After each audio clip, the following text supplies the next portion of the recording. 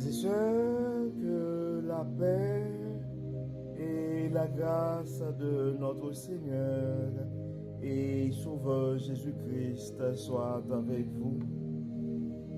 Ici est WH Ministries pour notre dévotion matinale pour ce lundi 16 septembre 2024.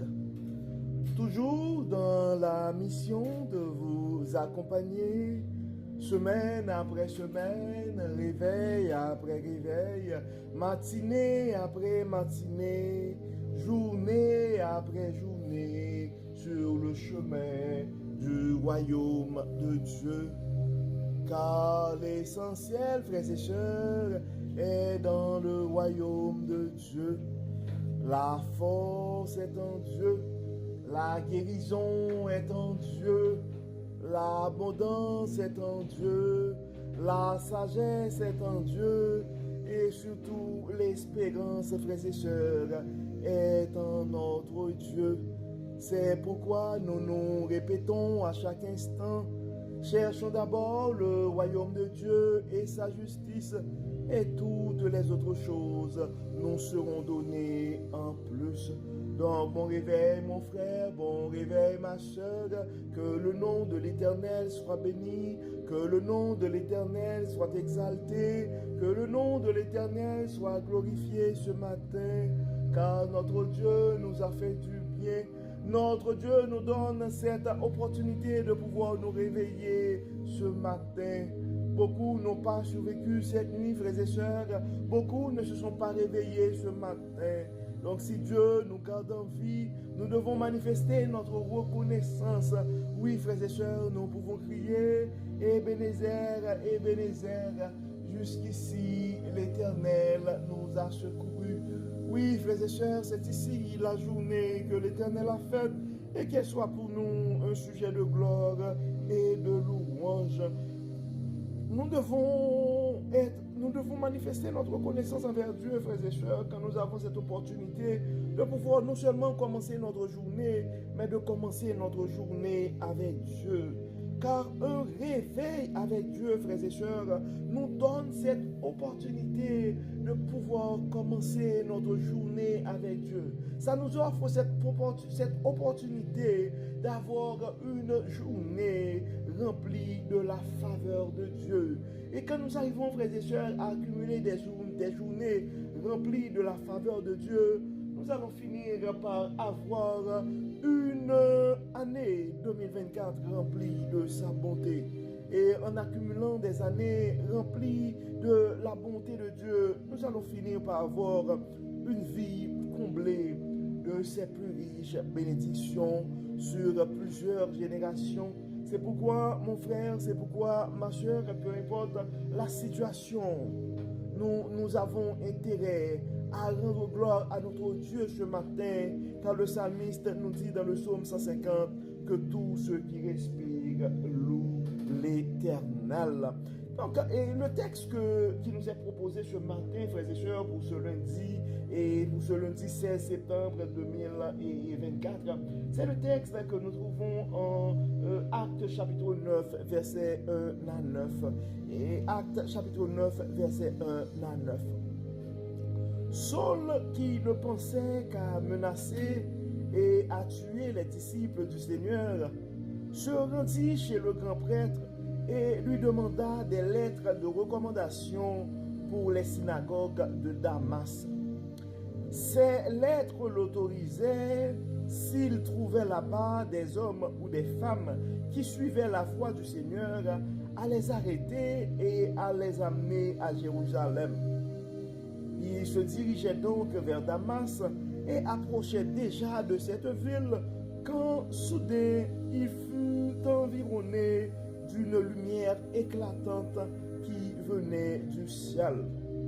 Il tomba à terre et entendit une voix qui lui disait « Saul, Saul, pourquoi me persécutes-tu?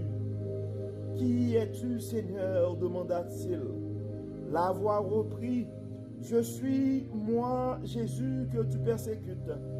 Mais relève-toi entre dans la ville et là, on te dira ce que tu dois faire. Ses compagnons de voyage restèrent figés sur place, muets de stupeur. Ils entendaient bien la voix, mais ne voyaient personne. Saul se releva de terre, mais il avait beau ouvrir les yeux, il ne voyait plus. Il fallut le prendre par la main pour le conduire à Damas. Il resta aveugle pendant 3 jours et ne mangea ni ne but.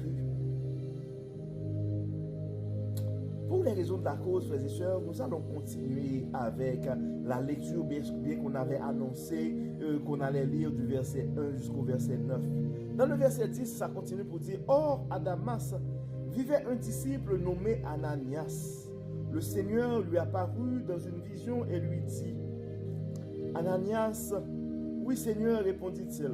Le Seigneur lui dit « Lève-toi et va dans la rue que l'on appelle la rue droite, et dans la maison de Judas, demande à voir un nommé Saul, originaire de Tarse, car il prie et dans une vision, il a vu un homme du nom d'Ananias entrer dans la maison et lui imposer les mains pour lui rendre la vue. Mais le Seigneur répliqua, Ananias, j'ai beaucoup entendu parler de cet homme. De plusieurs côtés, on m'a dit tout le mal qu'il a fait aux membres de ton peuple saint à Jérusalem. De plus, il est venu ici muni de pouvoir, que lui t'ont accordé les chefs des prêtres pour arrêter tous ceux qui te prient. Mais Seigneur lui dit, va, car j'ai choisi cet homme pour me servir. Il fera connaître qui je suis au peuple étranger et à leur roi, ainsi qu'aux Israélites. Je lui montrerai moi-même tout ce qu'il devra souffrir pour moi. Ananias partit donc et arriva dans la maison. Il imposa les mains à Saul et lui dit, Saul, mon frère, le Seigneur Jésus qui t'est apparu sur le chemin par lequel tu venais, m'a envoyé pour que la vue te soit rendue et que tu sois rempli du Saint-Esprit. Au même instant, ce fut comme si des écailles tombaient des yeux de Saul et il vit de nouveau. Alors il se leva et fut baptisé. Puis il mangea et reprit des forces. Nous venons de lire, frères et sœurs, en fait, le texte que nous trouvons en Actes chapitre 9, versets 1 à 18. C'est la conversion de Saul, en fait, qui est connu comme Paul, qui est l'un des auteurs qui a écrit plus de livres dans la Bible. Vous connaissez et probablement mieux que moi les épîtres de Paul aux différentes églises. Donc, frères et sœurs, nous venons de voir clairement et à travers ce texte que l'agenda de Dieu, comme on aime le dire, c'est le plan gagnant.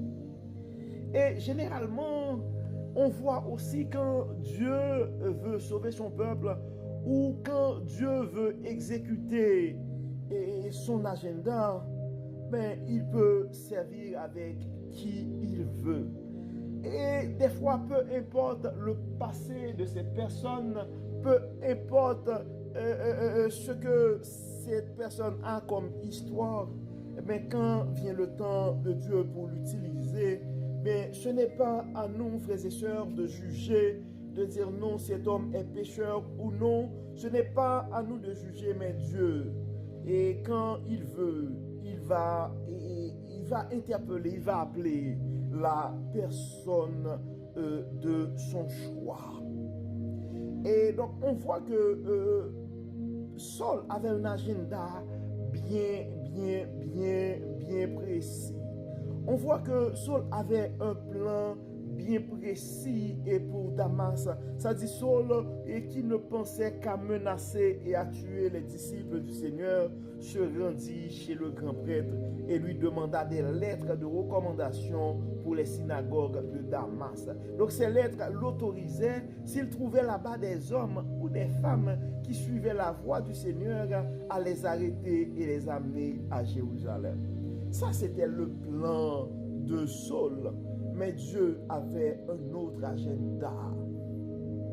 Et ça dit quand il se dirigeait donc vers Damas et approcha déjà cette ville, eh bien, il fut environné d'une lumière éclatante qui venait du ciel. Il tomba à terre et entendit une voix qui lui disait « Saul, Saul, pourquoi me persécutes-tu » Donc ça, c'est une chose que nous devons comprendre aussi. Des fois, nous pouvons avoir notre agenda, mais Dieu va nous appeler. Dieu va probablement nous interpeller, nous demander de prendre une autre direction. Et quand ces choses arrivent, frères et sœurs, nous devons avoir la sagesse d'écouter la voix de Dieu. Parce que nous ne pouvons pas gagner un combat contre Dieu, frères et sœurs. Ça pourrait arriver que notre plan, c'était de lancer cette entreprise. Notre plan, c'était probablement de poursuivre cette formation. Mais nous devons toujours rester à l'écoute du Saint-Esprit pour écouter la voix de Dieu. Et on voyait que à un certain moment, et Saul, ça dit que ses compagnons de voyage restèrent figés sur place, muets de stupeur. Il entendait bien la voix, mais ne voyait personne. Saul se releva de terre, mais il avait beau ouvrir les yeux, il ne voyait plus. Il fallut le prendre par la main, le puissant Saul, il fallut le prendre par la main pour le conduire à Damas. Il resta aveugle pendant 3 jours et ne mangea ni ne but. Et on voit quand Dieu nous choisit, frères et sœurs, Dieu va envoyer son ange, Dieu va au moment opportun envoyer quelqu'un pour nous aider aussi. C'est pourquoi, frères et sœurs, nous devons savoir, des fois Dieu va utiliser quelqu'un comme un ange, mais ça pourrait être n'importe qui pour nous aider. Et nous devons avoir cette humilité aussi pour accepter l'aide de Dieu. Et des fois aussi, quand Dieu nous appelle, quand Dieu nous convoque pour aider quelqu'un, ce n'est pas à nous de commencer à juger le comportement de cette personne-là. On voit que Ananias, dans ça et comportement, dans le verset 13, ça dit, « Mais Seigneur, répliqua Ananias, j'ai beaucoup entendu parler de cet homme de plusieurs côtés. On m'a dit tout le mal qu'il a fait aux membres de ton peuple saint à Jérusalem. De plus, il est venu ici muni de pouvoir que lui ont accordé les chefs des prêtres pour arrêter tous ceux qui te prient. » Mais le Seigneur lui dit, « Va, car j'ai choisi cet homme pour me servir. Il fera connaître qui je suis au peuple étranger et à leur roi, ainsi qu'aux Israélites. Je lui montrerai moi-même tout ce qu'il devra souffrir pour moi. » Donc vous devez comprendre, frères et sœurs, l'agenda de Dieu. Dieu a une façon de faire les choses. Donc la mission d'Ananias, c'était d'aller sauver cet homme. Et Saul, en soi, avait pour mission d'aider quelqu'un d'autre. Des fois, frères et sœurs, et ce n'est pas à nous de juger, car on ne sait pas c'est quoi le plan de Dieu. Probablement, il y a quelqu'un dans notre entourage. Probablement, cette personne, pour le moment, c'est le mouton noir de la famille. Probablement, cette personne, pour le moment, c'est la déception pour la communauté. Mais on ne sait jamais, autant marqué, comment Dieu pourrait utiliser cette personne pour sauver des milliers de gens. C'est pourquoi, mon frère, c'est pourquoi, ma soeur, et nous devons comprendre que les pensées de Dieu ne sont pas nos pensées et ce n'est pas à nous de juger ou de condamner quiconque, parce que Dieu, dans sa sagesse, dans sa souveraineté, peut utiliser qui il veut, quand il veut. Ça, c'est très important, frères et sœurs, qu'il faut être obéissant. Ce n'est pas à nous de juger quiconque. Donc dans le verset 17, ça dit, Ananias partit donc et arrivé dans la maison, il imposa les mains à Saul et lui dit, Saul, mon frère, le Seigneur Jésus qui t'est apparu sur le chemin par lequel tu venais m'a envoyé pour que la vue te soit rendue et que tu sois rempli du Saint-Esprit. Au même instant, ce fut comme si des écailles tombaient des yeux de Saul et il vit de nouveau. Alors il se leva et fut baptisé, puis il mangea et reprit des forces. Et là encore, frères et sœurs, dans le verset 17, on voit, ça dit, Saul, mon frère, le Seigneur Jésus qui t'est apparu sur le chemin par lequel tu venais, m'a envoyé pour que la vue te soit rendue ensuite et que tu sois rempli du Saint-Esprit. Donc, on a pris le temps d'en parler et à plusieurs reprises, frères et sœurs. Quand nous avons une mission pour Dieu, nous ne devons pas négliger le pouvoir du Saint-Esprit. Dieu, nous a fait le don du Saint-Esprit. Après l'enlèvement de Jésus-Christ, après l'ascension de Jésus-Christ, il avait promis le Saint-Esprit aux apôtres. Et on voit à chaque fois que Dieu va placer quelqu'un à travailler pour lui, il y a le Saint-Esprit. Donc c'est pourquoi, frères et sœurs, nous devons travailler, nous devons nous efforcer pour garder le Saint-Esprit que Dieu a mis en nous vivant, car c'est la force vivifiante de Dieu en nous. Donc, comme d'habitude, frères et sœurs, et nous allons prier. Donc, avant de prier, il y a des choses que nous devons nous rappeler, frères et sœurs. Ce n'est pas à nous de juger des fois. Et nous devons toujours nous rappeler et que l'agenda de Dieu, c'est le plan à suivre. Nous pouvons avoir des projets, mais c'est le plan de Dieu qui va toujours se réaliser. C'est pourquoi nous avons intérêt à mettre la volonté de Dieu en priorité. On le répète à chaque instant, cherchons d'abord le royaume de Dieu et sa justice, et toutes les autres choses nous seront données en plus. Donc la question à nous poser ce matin, c'est quoi le plan de Dieu pour nos vies? Et tu ne peux pas échouer, mon frère, tu ne peux pas échouer, ma soeur, quand tu es dans le plan divin. Donc nous allons demander à Dieu de nous aider et à suivre ses instructions, à suivre le plan qu'il a tracé lui-même pour nos vies. Et nous allons prier Dieu aussi pour que son Saint-Esprit soit resté vivant en nous. Et nous allons demander à Dieu aussi de nous accorder cette humilité, non seulement d'accepter l'aide et quand nous sommes dans le besoin, mais nous allons demander à Dieu aussi de nous aider et à ne pas être juge de personne, à juste et à être attentif et aux instructions du Saint-Esprit et faire exactement ce que Dieu nous demande de faire sans avoir à juger quiconque. Donc nous allons prier, frères et sœurs, prions Dieu. Dieu de bonté, Dieu de miséricorde, nous te disons merci Seigneur pour ton amour, merci pour ta grâce, merci Seigneur pour la manière que tu n'arrêtes pas de nous révéler ta sagesse. Merci Seigneur de nous rappeler ce matin que nous n'avons pas jugé. Merci Seigneur de nous rappeler que nous devons nous arranger pour que nos plans, nos projets soient alignés avec le plan que toi tu as tracé.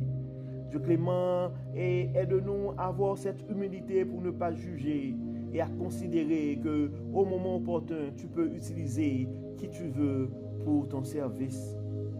Dieu clément, en ce moment, probablement nous avons des frères, nous avons des sœurs, des gens autour de nous qui probablement sont aveuglés par toute forme de tendance ou de courant et sont en train de persécuter, ou il y a de persécuter ton peuple, ou il y a des gens des frères, des sœurs, par divers moyens, tu n'arrêtes pas de nous parler, mais nous n'arrivons pas à t'entendre.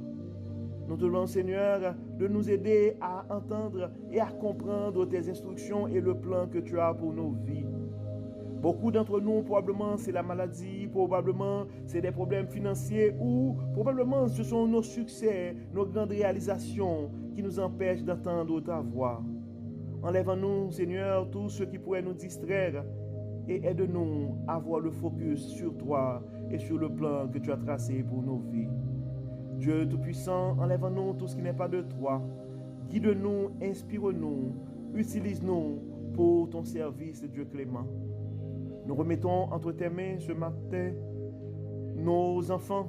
Nous remettons entre tes mains nos jeunes. Nous remettons entre tes mains nos aînés. Nous remettons entre tes mains nos adultes. Tu les connais, Dieu clément, par leur nom. Tu connais leurs soucis.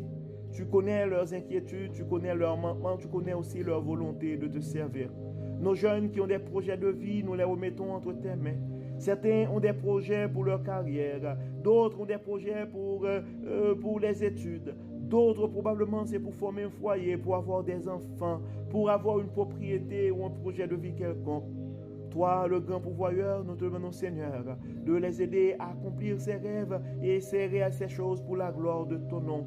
D'autres ont la volonté de te servir aussi et nous te demandons, Dieu clément, de les aider à avoir le courage pour accepter et les sacrifices que ça demande. Dieu clément, Dieu tout-puissant, et nous avons des frères et sœurs qui probablement pour cette journée ont plus de questions que de réponses. Nous demandons, Dieu clément, d'écouter leurs prières, d'envoyer tes anges et les servir, les accompagner. Nous te demandons, Dieu clément, de ne pas regarder en nous nos manquements, nos infidélités, nos mensonges, nos négligences. Mais permets, Seigneur, que ton Saint-Esprit puisse habiter en nous et qu'à travers ton Saint-Esprit en nous, nous puissions réaliser et accomplir des œuvres de l'Esprit. Permets, Seigneur, que ton Saint-Esprit puisse nous remplir, que ton Saint-Esprit puisse nous donner cette puissance pour accomplir le plan que tu as choisi pour nos vies. Accompagne-nous, Dieu clément. Accorde-nous la force et le courage nécessaires pour poursuivre notre parcours sur le chemin du royaume.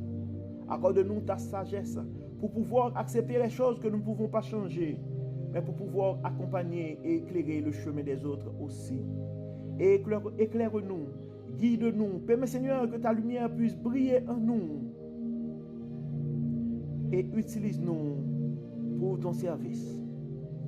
Enlève-nous encore une fois, Dieu clément, tout ce qui n'est pas de toi.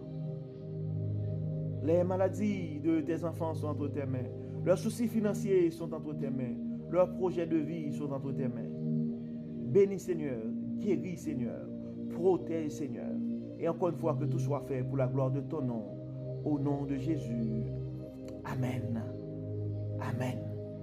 Frères et sœurs, nous arrivons au terme de notre dévotion pour ce lundi et 16 septembre 2024. Nous espérons que votre âme a été bénie. Et si vous n'avez pas eu le temps de partager notre dévotion à un frère ou à une sœur, c'est le temps de le faire, car on ne sait jamais, frères et sœurs, ce que la parole de Dieu peut faire dans la vie de l'un de ses enfants. Que le Seigneur nous bénisse, que le Seigneur nous protège, que le Seigneur nous accorde sa grâce. Au nom de Jésus. Amen. Amen. Bon lundi, frères et sœurs, et à demain. Bye bye. Bye bye.